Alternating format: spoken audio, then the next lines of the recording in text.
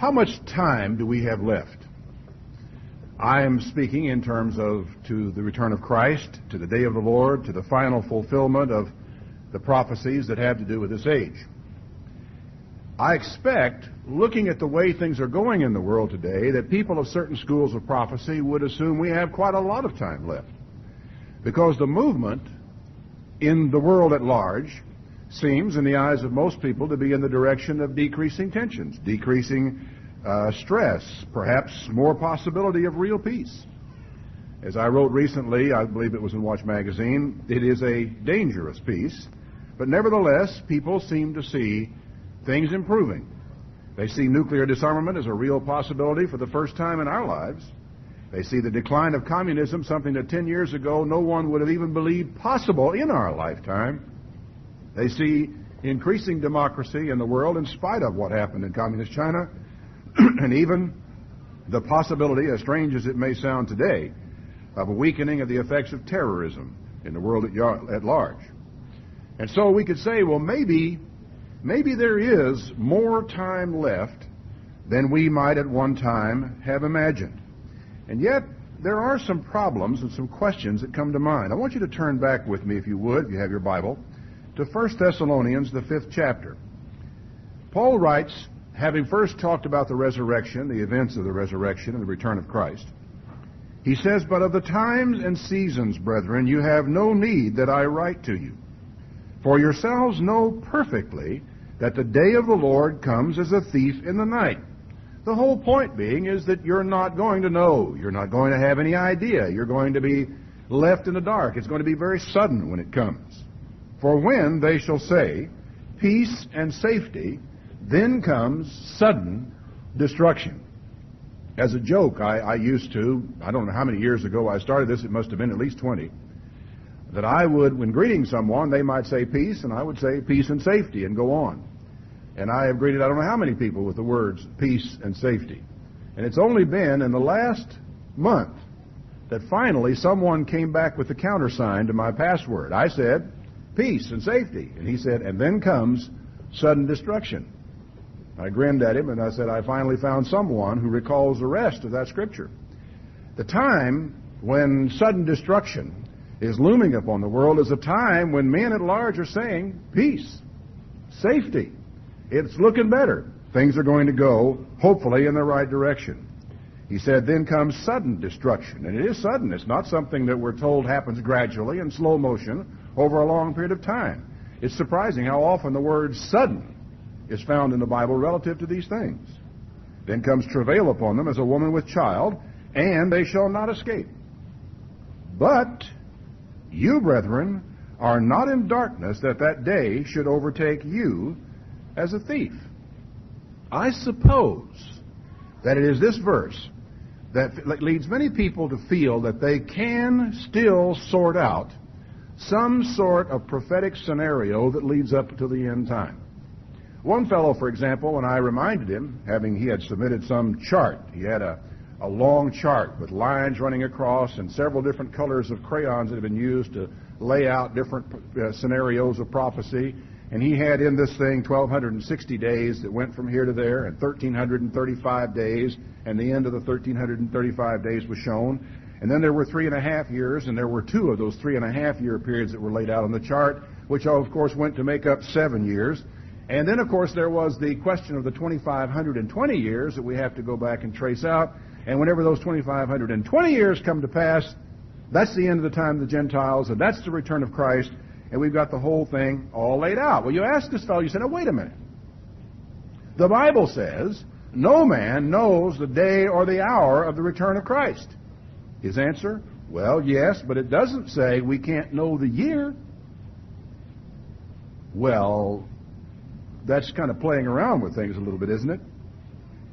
And one thing that these chart makers overlook, and this is something I think probably many of us overlook when we open up the Bible, and we read Revelation, we read Hosea, we read Daniel, and we cast our mind into the future wondering what these things might be, is the question, why does God bother telling us about the future at all? Why? Does it really make any difference to you what's going to happen tomorrow? Well, I mean, if you knew who was going to win the 5th race over at Louisiana Downs, I would say that would make a difference.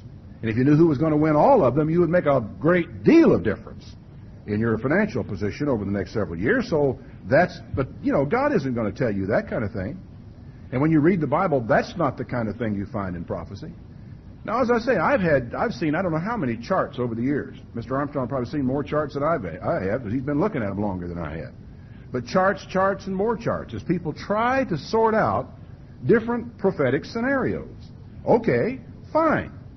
Why, first of all, though, is God telling us at all? Well, I guess he's telling us to warn us. That's fair enough. Why warn us for what? Well, warn us so we can flee to a place of safety, perhaps. Or warn us so that we can change our lives and we can be better. And maybe these terrible things that are prophesied won't come upon us. And I would say, yeah, I could agree with that as well.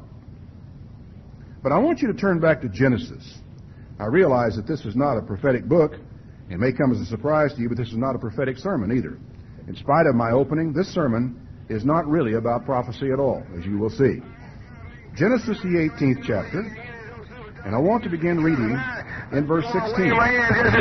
First, you're familiar with the time when Abraham was seated at his tent at evening, and he saw these strangers, 3 men, coming to him at evening. He knew who they were. One of them was God, the other 2 were apparently angels. And he ran and met them and brought them in and gave them all the hospitality of the time, went out and killed an animal and prepared a meal, and they ate. The time came, though, when they were getting ready to leave. It says in verse 16, the men rose up from thence and looked toward Sodom, and Abraham went with them to bring them on the way. And the Lord said, shall I hide from Abraham that thing which I do? Shall I hide it from him? Or shall I tell him the future? All right? Why did God choose to reveal the future to Abraham? Listen to his own answer. Shall I hide from Abraham that thing which I do? Seeing Abraham shall surely become a great and mighty nation, and all the nations of the earth shall be blessed in him.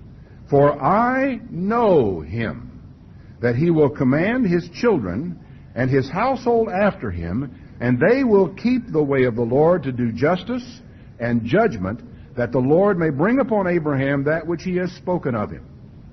And the Lord said, because the cry of Sodom and Gomorrah is great, and because their sin is very grievous, I will go down now and see whether they have done altogether according to the cry of it, which has come up to me. If not, I will know. And the men turned their faces from thence and went on toward Sodom, but Abraham stood still before the Lord. Now, the succeeding events of Abraham's intercession are fascinating enough in themselves. And you could perhaps conclude that God told him this so that Abraham would have the chance to act as an intercessor. But that may be a little thin, too, when you think about it, because his intercession was fruitless. He bargained God all the way down to a very few people, and there weren't even that many people who were in the city. And that's still not the reason why God said that he told him. He said, I know him, and he will command his posterity to keep my way. The objective in telling Abraham was not to warn him of what was coming so he could flee. It was not to warn him of what was coming so he could change his life. It didn't affect him at all personally, except in one way. Imagine, for example, that God had not revealed to Abraham what he was about to do, that he had just left. And a day or 2 days or 3 days later, he sees this giant pall of smoke coming up from the area where Sodom and Gomorrah had been before, over the horizon. And he goes to look, and he realizes the cities have been destroyed. How would it have been different for Abraham if that had happened? Well, he might have assumed that it was some sort of tragic freak of nature. He might have assumed that maybe the earth opened up and a volcanic eruption took place. There is evidence of volcanic activity in that area. That's nothing that anyone would have been terribly surprised at. And he could have gone on throughout posterity imagining that what happened to Sodom and Gomorrah was bad luck, instead of knowing that it was the judgment of God upon a wicked people. Did it work? Sure, it worked. Here it is, right here. And to this day, we refer to the sin of these wicked people as sodomy. Their name has been perpetuated down through all history because God took the time to explain to Abraham what he was about to do. Revealing the future to Abraham was not to satisfy his curiosity. It was not even to warn him. It was not merely to let him know about the future. It was so that Abraham would understand the future. And there's an enormous difference between these two approaches to prophecy. If you think about it, the other approach to this time is like a fortune teller approach. It's like Gene Dixon coming along and telling us what's going to happen somewhere downstream. So God tells us what happens, what's going to happen. He tells us oftentimes when it's going to happen, and He gives us ideas of the time element involved in it. Now, why does He then tell you that there are 1,260 days and 1,335 days and 7 years and 3.5 years if He doesn't want you to know so that you can plan for something? Well, I can give you another reason. Because the fact of the matter is, if you want to take another look at Genesis, first of all, when the angels got down to Sodom and they encountered our man, he took them into his home. He gave them sustenance. He protected them from the mobs that were outside, although they really protected themselves by blinding these people. But in the 19th chapter, before we get away from it completely, I would like for you to just turn over. We find exactly the verse I want here. In Genesis 19, and I'll begin in verse 12. The men said to Lot, "Have you here any besides, son-in-law, and your sons and your daughters, and whatever you have in the city? Bring them out of this place. For we will destroy this place, because the cry of them is waxed great before the Lord, and the Lord has sent us to destroy it." Now, here we have the classic idea of prophecy. I foretell the future. I tell you what's going to happen so that you can get out. And that is simple. Makes a lot of sense. Okay, so they told him that. And Lot went out, and he spoke to his sons-in-law that married his daughter and said, "Up, get out of this place, for the Lord will destroy this city." Here's a classic case. The angel reveals it to Lot. Lot becomes a prophet. He goes and prophesies to his son and says, "Get up and get out." But he seemed as one that mocked to his son-in-law. And when the morning arose, the angels hastened Lot, saying, "Arise, take your wife, your 2 daughters which are here, lest you be consumed with the iniquity of the city." Get out. Another warning. This is the time. And while he lingered, merciful to him, and they brought him forth, and they set him outside of the city. Now I want you to understand something.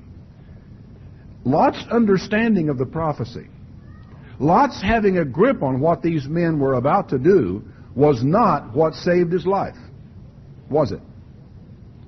Knowing that they were going to destroy the city, being warned to get out, didn't accomplish the job. He was still lingering. I don't know what he wanted. I guess he was hoping his sons-in-law would show up. He was desperately wanting something to break. He was hopeful or whatever. But whatever the case may be, the warning was not what got him out. What got him out? Angels that physically took him by the hand and put a hand in his back and put him out of the city and said, "Get out of here and don't look back." Right? We all know that story so well. Just get out and don't look back. Let me ask you something. Let's say we have 2 men. One of them has very carefully sorted out all of the prophecies dealing up with the end time. And this man has actually got his chart laid out, and by some weird chance of circumstance, he has it right.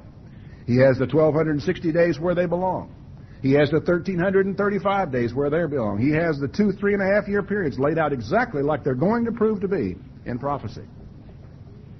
But he's a man who does not love his neighbor. A man who does not obey God's law. A man who cares little, really, for really getting down with the nitty-gritty of Christian living. But he has managed somehow to sort out, accidentally if you will, what is going to happen in the next few years. Then we have this other man who really doesn't understand prophecy at all and has never spent very much time even trying to sort it out. He's read it, knows that it's there, but he just has difficulty with it. He just seems to have a mental block when it comes to trying to work out all those numbers. He just never has given any time to it. And he doesn't have the faintest idea what timing is involved in God's plan. But he is a man who is careful to be obedient to God. He is a man who prays. He is a man who stays close to God. He is a man who loves his neighbor. He is the kind of man who would give you the shirt off his back if he knew you needed it. He's the kind of man who followed Jesus' instructions about loving your neighbor, and as was done in the parable of the Good Samaritan. A Sabbath-keeping man, a man who honors God. Let me ask you, when it actually comes down to the time when the fire is going to fall, which of these men would you rather be? Which of them do you think will be safe? There's a prophecy over in Amos, I won't even turn to it, that says, woe to those people who look forward to the day of the Lord. He said they're going to run, they're going to flee, but it's going to be like a man runs from a lion and runs smack dab into a bear. Or he flees from a bear and runs into the house, closes the door, and leans back against the wall, and a snake bites him. You do understand, don't you, that fleeing, even when you know, when your heart is not right with God, will not get you away, that there is no place to go. There's no place to flee. There's no way to get there. And for the man whose heart is right, and for the man whose ways please God, and for the man who is in Christ, and for whom Christ makes intercession, whether he knows those prophecies or not, God will take him by the hand and put his hand in his back and will get him out. Doesn't that make sense? It's really kind of hard to argue with it when you just look at the Scriptures and try to analyze what all this means. Well, then the next question becomes, what about all these long-term prophecies? You know, where things look into the future and so forth. I want you to turn back with me, if you would, to John the 13th chapter. This is not where we customarily look for prophecy, but there is a principle here. There are two statements that Jesus makes to his disciples in the very last moments that he has with them. In John the 13th chapter, he's laid out all these things about the Feast of Tabernacles. I'm afraid I didn't get my opening verse correctly, so I'll have to just find myself. He says, first of all, in verse 18, I speak not of you all. Having done all these things relative to the Passover, he's letting them know that he knows who is to betray him. He says, I speak not of you all, I know whom I have chosen. But that the Scripture may be fulfilled, he that eats my bread with me has lifted up his heel against me. Now I tell you, before it come, that when it comes to pass, you may believe that I am he. Notice the statement. I have told you before, so that when it comes to pass, you will now understand who I am. Now I'll pass on down to chapter 14, for a similar statement is made here. Chapter 14, beginning in verse 27. Peace I leave with you. My peace I give unto you. Not as the world gives, give I unto you. Let not your heart be troubled, neither let it be afraid. You have heard how I said to you, I go away and come again to you. If you love me, you would rejoice, because I said, I go to my Father. For my Father is greater than I. And now I have told you, before it come to pass, that when it is come to pass, you might believe. Now I want you to understand something. He has already warned these men repeatedly of the things they're going to have to go through for his name's sake. He's told them they're going to be beaten in the synagogues. He's told them they're going to be dragged up before magistrates. He's told them that people are going to hate him because they hate them because they hated him. He's told them time after time of the tragedy that is going to dog their steps as they try to serve him. And he tells them, I have told you before, so that when it comes to pass, you will believe. Not so that you can escape it, not so you can get out from under it, not so you can be somewhere else, not even so you can change your life, but so that when it happens, then you will believe. You know, one of the hardest things about having tragedy in your life, be it learning from a doctor you've had cancer, or be it having a child that you have loved dearly be killed in an accident, one of the hardest things people have to deal with is the meaninglessness of it all. Why me, Lord?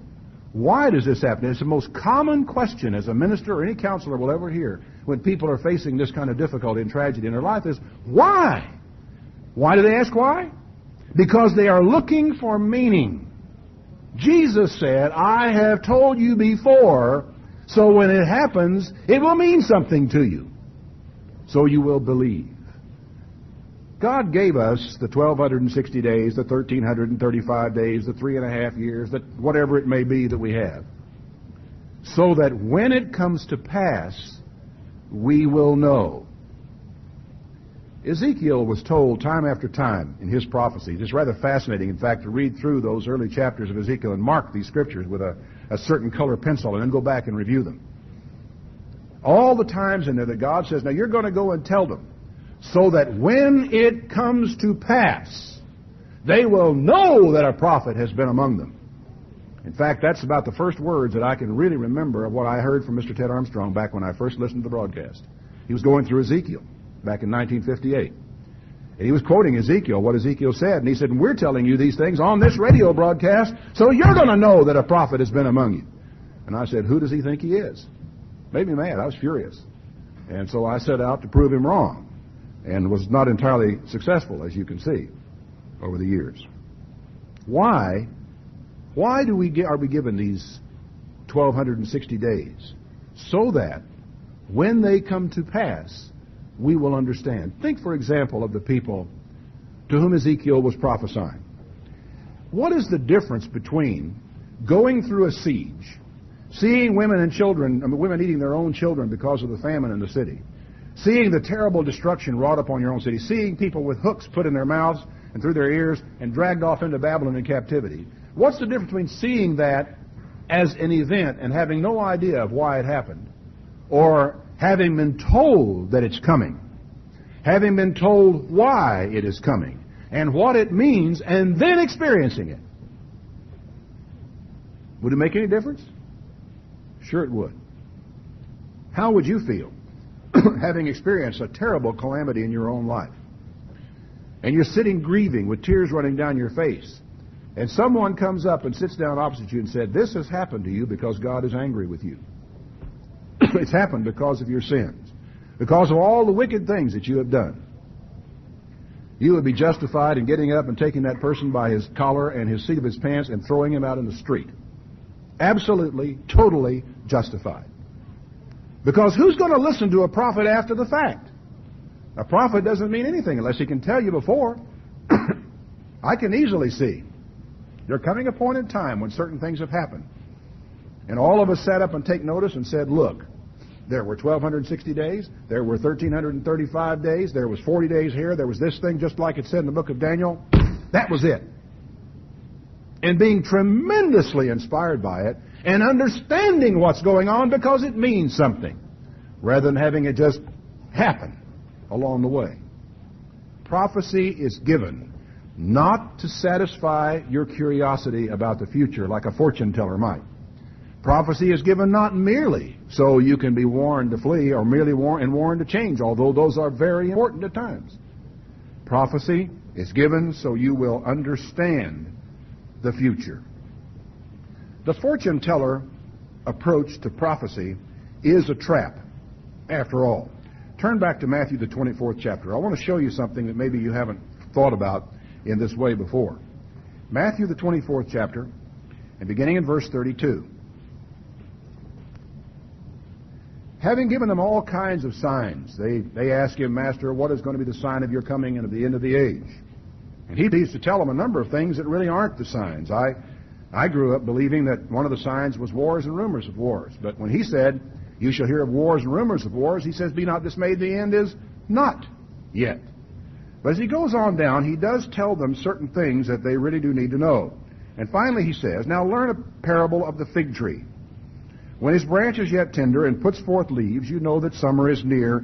So likewise, when you see all these things, you're going to know that it's near, even at the doors. In other words, we're not sorting out something here that when we see it, we're able to look ahead for 10 years or 15 years or 20, are we? Would you consider events that are going to be taking place 5 or 10 years from there now? Well, maybe you would. I don't. He said, when you finally see all this, you're going to know that it's at the door. Verily I say unto you, this generation, that is, that generation that sees these things, will not pass until heaven and earth be fulfilled. Will not pass till all these things are fulfilled. Heaven and earth shall pass away. My words will not pass away. But Of that day and hour knows no man, no, not the angels of heaven, but my Father only. As the days of Noah were, so shall the coming of the Son of Man be. For as in the days that were before the flood, they were eating and drinking, marrying and giving in marriage, until the day that Noah entered into the ark. Mind you, that day came at the end of 120 years. It was a day at a particular point in time, and they did not know until that day in that year when that day was going to be. They didn't know the first 3 days of rain. They still didn't know that that was what was happening. They didn't know whenever the water came in the front door and went out the back door that that was what was happening. They didn't know until they were gone. They didn't know until the flood took them away. So shall it be in the coming of the Son of Man. Now, verse 42, he says, watch therefore, for you know not what hour your Lord does come. But know this, if the good man of the house had known in what watch the thief would have come, he would have watched. It would not have suffered his house to be broken up. Therefore, verse 44, this is really the heart and core for any servant of God. Be you also ready, for in such an hour as you think not, the Son of Man comes. Now think that one over for a moment.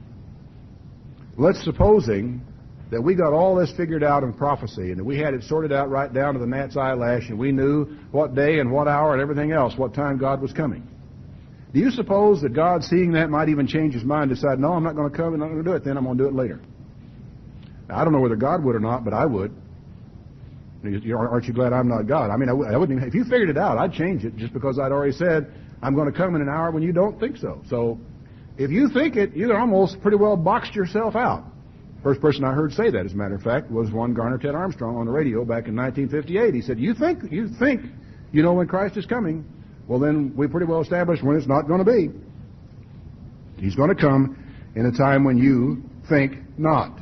Who then is a faithful and wise servant whom his Lord has made ruler over his household to give them meat in due season? Blessed is that servant whom his Lord, when he comes, shall find so doing, getting on with it. Verily I say unto you, he shall make him ruler over all his goods. But, and this is one of the more interesting parts of the Scripture, if that evil servant shall say in his heart, my Lord delays his coming, and shall begin to smite his fellow servants, and to eat and drink with the drunken, the Lord of that servant shall come in a day when he looks not for him, and in an hour that he is not aware of. Now this is fascinating to me because the wording of it is worded, well, my Lord delays his coming, and then begin to mistreat his fellow servants. Remember, this is a parable, and the parable is spoken, or not a parable, but a prophecy and a warning, and it's spoken to his disciples. Now, what are they supposed to understand from this? How does this beat their fellow servants somehow get across to them of their attitude of saying, my Lord delays his coming? Because what it's coming down to is he's saying, you've got to be careful that you don't say, my Lord delays his coming. And having said that, begin to mistreat your fellow servants and begin to indulge yourself in getting in drunkenness in the cares of this world. You've got to be careful about that. How are we to take that? Well, let me give you kind of an illustration of it. I said that the fortune teller approach to prophecy is a trap. That is, the approach of trying to lay out scenarios and charts and put beginnings and endings and days and years. Back sometime in the 50s, I don't remember the exact date, Mr. Armstrong will, Mr. Herbert Armstrong read an article in some publication having to do with what the world was going to be like in 1975. And it visualized this incredible utopia, not merely 2 cars, I guess, but 3 in every garage and every family with a helicopter and all the marvelous things that by 1975 would be extant in the world. Now, back in the years prior to World War II, he had seen a lot of things coming along that he saw as fulfilled prophecies, and he was very much aware of where things could go and what they might mean. So he took this 1975 from that booklet and wrote his own book, 1975 in Prophecy. And so what he then proceeded to do was to spell out all of the events that are supposed to take place between, let's say some period of time before the return of Christ and the return of Christ. Because it was his belief when he wrote the booklet that it would come before 1975. I don't think he was When he initially took the term 1975, I don't think it was his intent to set that as a date. But I've learned over time, and I saw it in this particular case, but in many others as well, ideas have a way of taking on a life of their own. Once he had published the book, and the title was out there and being offered on radio all the time, and hundreds of thousands of people had books in their home that said 1975 in prophecy, and you'd open it up, and here were these illustrations by Basil Wolverton of tractors, great big bulldozers, bulldozing bodies into great trenches and covering them up. All this was here. Well, people would naturally ask the question, well, supposing he was right. And then they began to look around for events or circumstances or coincidences that might tend to work out with 1975. And lo and behold, they found them. Now, I want to tell you something. If we decided that we were going to say 2005, and we set out to try to find enough coincidences that would point to 2005, I have an idea we could find them. Well, back in those days, we did.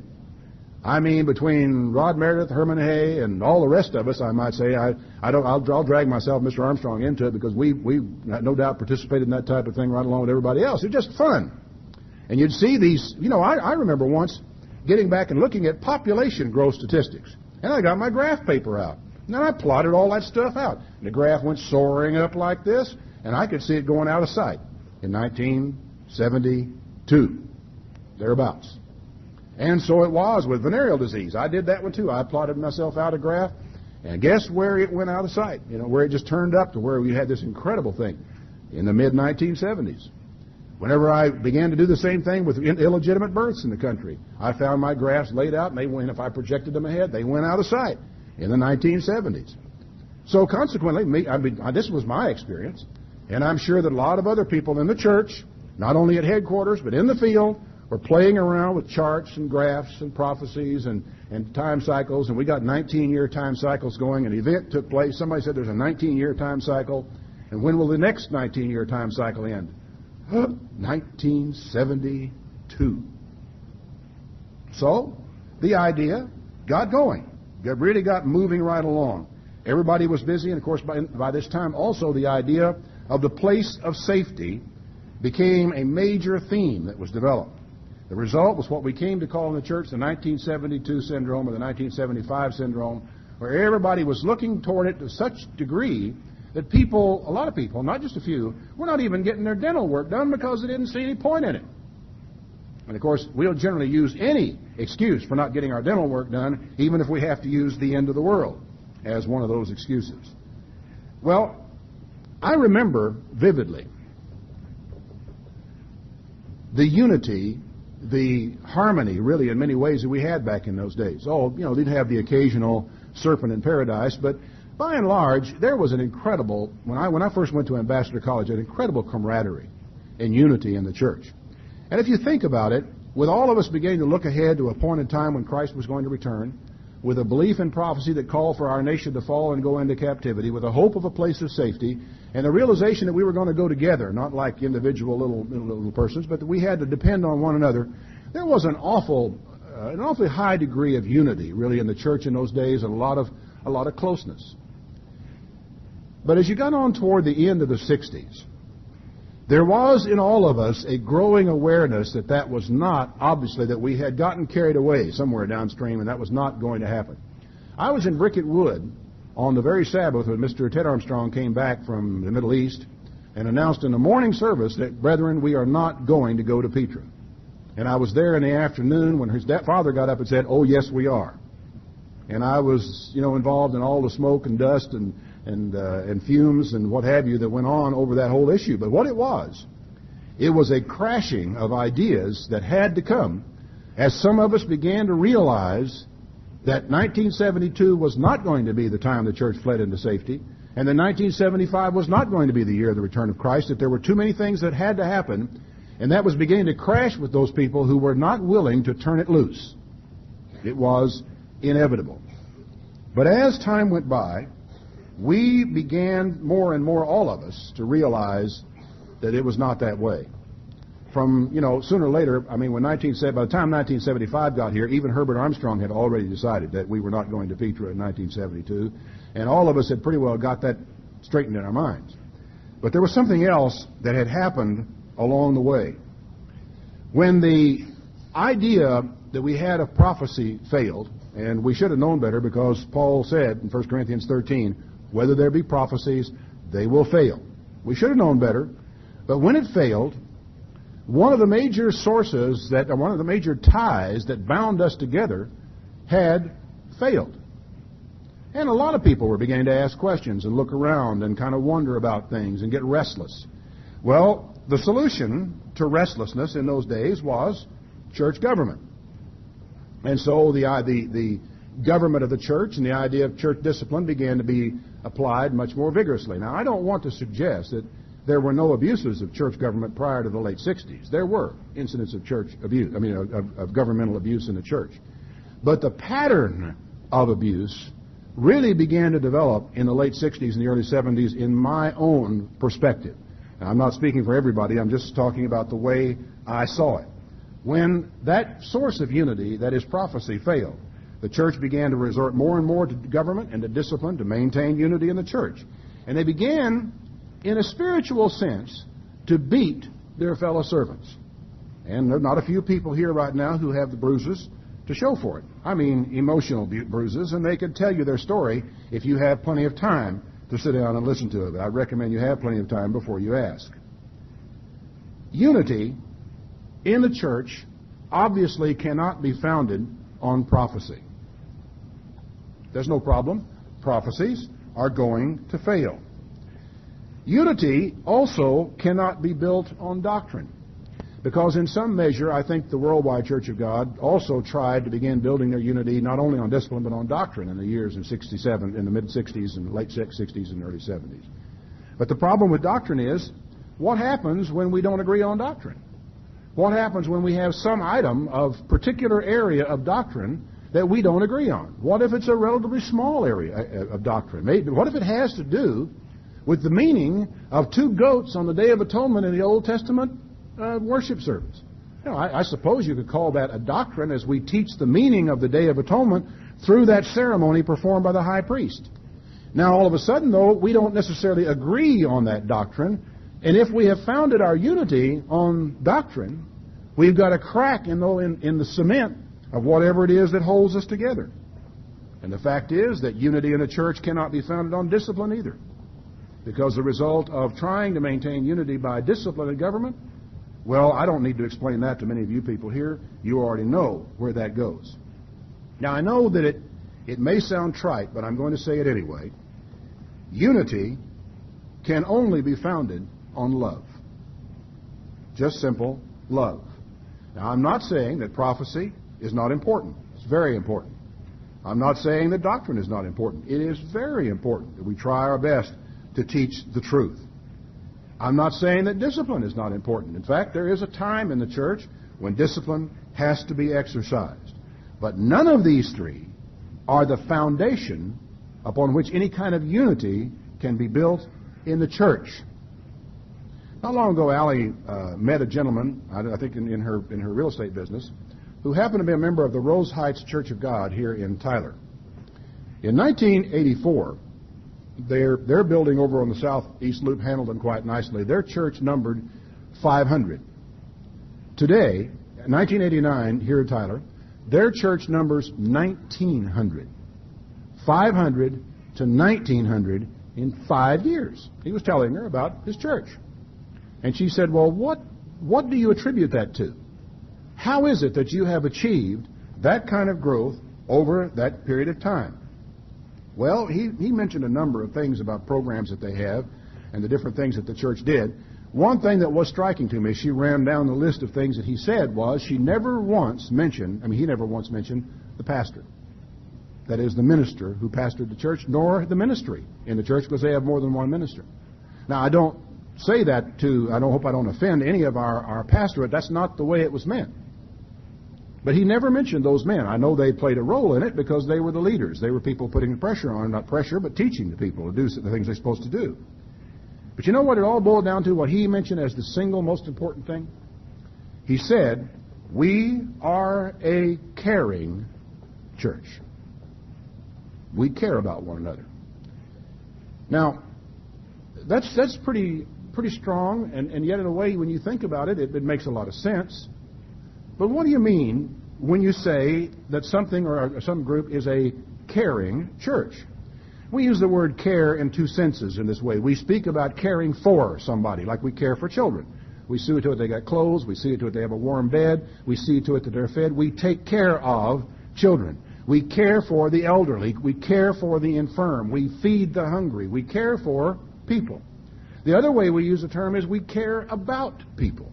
That is, if they're worried, we worry. If they're anxious, we're anxious. If they're unhappy, we can't be happy until we try to find out and try to help somehow in their unhappiness. Now, I want you to turn back with me to 2 Corinthians 12. Doctrinally, this is an interesting chapter of 1 Corinthians because it has a lot to say about spiritual gifts. It is the spiritual gifts chapter. He says in chapter 12, verse 1, now concerning spiritual gifts, I would not have you to be ignorant. And he continues laying them all out for them. Down in verse 19, he's finally come down after he makes the point. Look, and nobody in the church is the same. I mean, some people are, if you were comparing it to the body, some people are like fingers, some people are like toes, some people are like ears, some people are eyes, and all this type of thing. Now, he says in verse 19, if everybody was one member, well, how could you possibly have a body? In other words, if everybody's a hand, how are you going to walk? How are you going to do all the things that a body has to do if everybody does the same thing? That's easy to understand. He says, and now are they many members, but one body. The eye cannot say to the hand, I have no need of you, nor again the head to the feet, I have no need of you. No, much more, those members of the body which seem to be more feeble are necessary. And those members of the body which we think to be less honorable, upon these we bestow the more abundant honor. For our comely parts have more abundant comeliness. What's he talking about? He's saying that those people who need care are the people we care for, right? They're the people we take care of. The people who don't need to be taken care of, we don't take care of. That's simple. So he said, we have to take care of our weaker parts, our uncomely parts. For our comely parts have no need. God has tempered the body together, having given more abundant honor to that part which lacked. Well, what do you know? We have to give more attention to the people among us who lack. That there should be no schism, division, split in the body. What did I start out talking about? You thought it was prophecy. It was actually unity. He says, so that there can be no schism in the body, but that the members should have the same care one for another. This is the thing that makes, according to Paul, the really big difference in all of this. And he says, and whether one member suffer, all the members suffer. If one member is honored, all the members rejoice with it. Now you are the body of Christ, and you are members in particular. And then he goes on to discuss the role and the responsibilities of those who have leadership and spiritual gifts in the church. Now it also occurs to me to wonder, where are the boundaries of our care? Now, why should, obviously that you would tend to say, well, obviously we can't have any boundaries on our care, but I want you to understand something. The very word church, actually Greek ekklesia, which means an assembly of called out ones, the very idea implies fences or barriers. Doesn't it? In other words, here's the Tyler Church in front of me. The Tyler Church is not the Dallas-Fort Worth Church, and the Dallas-Fort Worth Church is not the Tyler Church. They are different churches. One of you people out here do not consider yourselves a member of Dallas-Fort Worth. You consider yourself a member of the Tyler congregation, right? So there is this invisible little fence that exists between us, say, and Dallas-Fort Worth, that we make this identity. And, of course, Dallas-Fort Worth has this same sort of invisible fence between them and Austin. And Austin has an invisible fence between them and San Antonio and Houston, and Oklahoma City and Tulsa, right? But aren't we supposed to have the same care for people in Houston that we do here? And shouldn't we have the same care for people in Oklahoma City that we have here? And shouldn't we look across those little fences and barriers and consider that these people are our own spiritual flesh, that they are our own, that we should be careful for them? Of course, I need to mention the obvious barrier that exists between the church, on the one hand, all of us, and the world outside, but that's another subject for another sermon. Who do we exclude from all this? You know, what I'm saying underlines, as well as anything ever could, the importance of the Feast of Tabernacles to this church. Because the Feast of Tabernacles is what makes us aware of the fact that this congregation is not all there is to the church. It makes us very much aware of the fact that there is a church in Oklahoma City and in Tulsa. You may not be as aware of the brethren in California, but at least it helps to realize that. And our brethren are free to go wherever they want to the different places to keep the feast. And so people will come back from Panama City Beach or from Wagoner or from Myrtle Beach, and we'll swap stories, and we'll all learn that we are part of a much larger church. Some will go to California. Some of them will come back here. And consequently, we leaven the church with the love that people share in different places and the care that we have for one another. The Feast of Tabernacles, as much as anything else, is the physical instrument that manages to help build unity in the church. Because while you're there, you make new friends. You find new people that you care about. You establish new correspondence, people you write to, people who write to you. You share cards. When they weep, you weep. When they hurt, you hurt. When they're honored, you can celebrate with them and send them a congratulation. This is the kind of thing that we talk about in this type, with the unity that we can build this way. Now, I said earlier that which was better, to have figured out all the details of prophecy, or to have lived the kind of life that would cause God to send 2 angels down and take you and your family by hand and get you out.